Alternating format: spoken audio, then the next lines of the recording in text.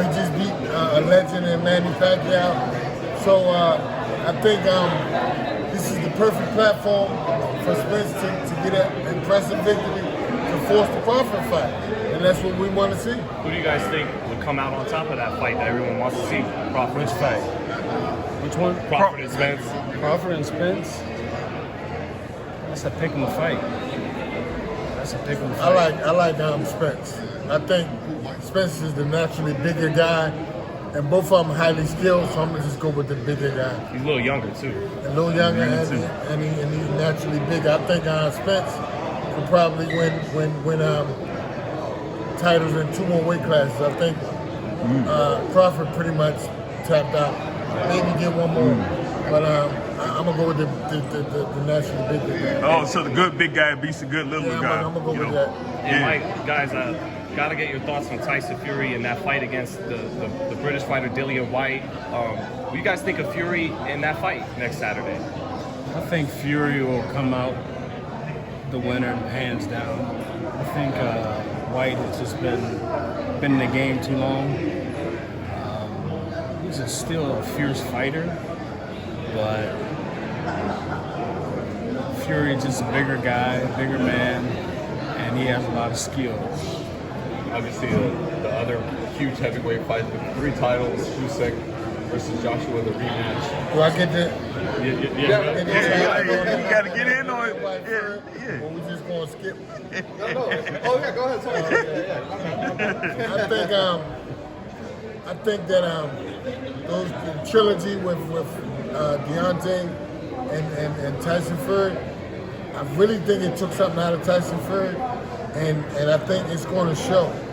I'm not picking Dillian to win, but I wouldn't be surprised with the upset because you can't get in there and fight those wars with Deontay and just come out unscathed.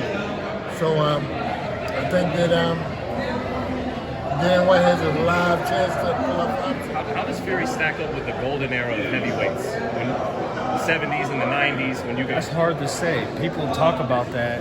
That's too far out there in the future. It can never happen, but people talk about it. I think it's senseless for people to talk about it because you don't know. But do your eye test, does it say this guy is a great heavyweight or just the best of today? Well, he knows how to use his height. He knows how to use his reach. He knows how to use his weight to his advantage. Being that he does that, he has the card for everybody because he's a bigger man. Didn't you knock out somebody taller than him though? Yep. Yeah. So. You guys knocked out a lot of guys. So a lot of guys, tall and all that. So Sam actually knocked out somebody taller than Tyson Fury, which is incredible. On HBO, right? Your debut on HBO as a heavyweight. How many people is taller than Tyson Fury? But he actually knocked out someone who was taller. But I think that he would have did. He just got an enormous amount of problems for any heavyweight. With his height and his reach, and then he tries to box. Oh yeah. He can fight right-handed. He can fight southpaw. I mean, I think he would have been a problem in any era. And what about Wilder? What should he do? Moving forward as a fight. Those were some tough fights. He's done a lot for American boxing. With Deontay Wilder didn't. This is my belief. I like the guy, but he was the type of guy that never got the skill. He was just always a puncher.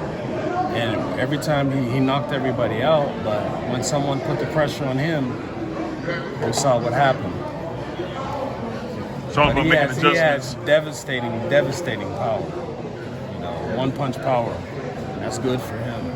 With the Joshua Usyk rematch, what adjustments does Joshua have to make to defeat Usyk the second time around? He can't box him.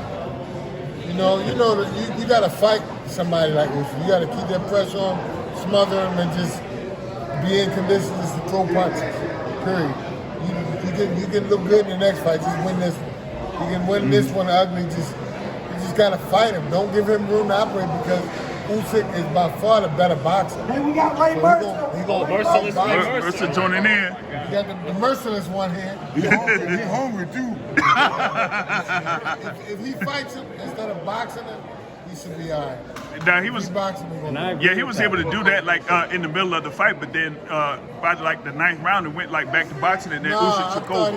I thought he was boxing a little too much the whole fight. You know, he gotta get it, just like maul him, just get in, just forget looking pretty, right? Even forget your jab, just fight, whatever. Just hit him wherever you can hit him, and keep that pressure on him. And as strong as he is, if he keep landing anywhere, right, it's gonna take his toll, and he gonna offset everything Usyk trying to do. You would agree, Mike? Absolutely. Usyk's a great boxer. To beat someone like that, you got to fight him. Just like Hasim, you got to fight him. You got to take away his reach, and you got to get him to fight in the corner. Once he fights like that, you give him distance, you done. Yeah, forget about it. Because he used to do guys like that moving up from light heavyweight, right? So he. Yeah. But does Joshua remind you guys at all of Frank Bruno? Who? No. Frank Bruno. No. He's better than Frank Bruno. I wouldn't even disrespect Joshua by saying that. Why would you say that? I mean, the man, Olympic gold medalist, that in and of itself will differentiate him from Frank Bruno. Exactly. He did win Frank won the title, the WBC. Yeah, he did win the title, but Joshua won the title twice, was an Olympian, and got the opportunity to win the title 3 times. And one thing you never saw from Joshua, even in his losses, he never quit. Frank Bruno was frightened when he fought Mike Tyson.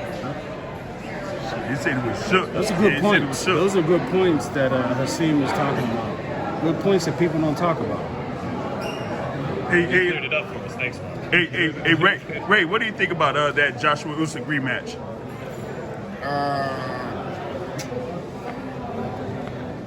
You don't think about it. Joshua, I like him though, man, because he's a fighter. You know, I didn't like him fighting Wilder because Wilder is just a wild type of guy, and he's just not a fighter and all that other stuff. But when they fought, I seen the little scaredness. Let the lady in. Hey! Oh wow! Oh my goodness! That's Kristen. What's up, Dan? All these legends here, man. Goodness. So listen to this, guys. Let's keep Go. it. What kind of shit you talking? Okay. So this is what this is all about with all these veterans. We got Michael Moore, we got Hasim Rahman, we got Ray Mercer, we got Oliver McCall coming in, we got Riddick Bowe coming in, we've got Michael Nunn coming in. All these great champions. It's all about, we're going to give back, we're going to give the social causes, the veterans of the United States, the homeless, the people with autism, and we're going to do virtual boxing. Virtual boxing, you know what virtual boxing is? We're just kicking it off this weekend to get a fresh look at these champions because they're going to be ex-champions, Hall of Famers, and it's going to be the biggest thing for the retired boxers. And we'll let the boxers who are unretired, because it's virtual boxing, but we have one fighter in one ring, one fighter in another ring. Zab Judah, we got him here because we're gonna have a lot of fun doing this. We're gonna go all over the world doing, it's gonna be something great as a retirement package for these great legends. And they're all here. We'll have a great time. We're all gonna sit ringside. And we just wanna keep you guys with us because this is what it's all about. Because these are champions, these are Hall of Famers. Tell them what's up, Doc. And just want to let y'all know we got them all coming. And sometime this afternoon, they're all going to be in this lobby. And they're just on flights getting in. You'll be able to see them again. I told you I want you with us. I want you with us, okay? Because this is going to make you big. Because we want you to be big. We want all you guys to be big. Doc Holliday, I'm signing out. But we're going to have a lot of fun this weekend. All right. These great champions. No doubt, man. Big up to that. Last one for me, guys. Just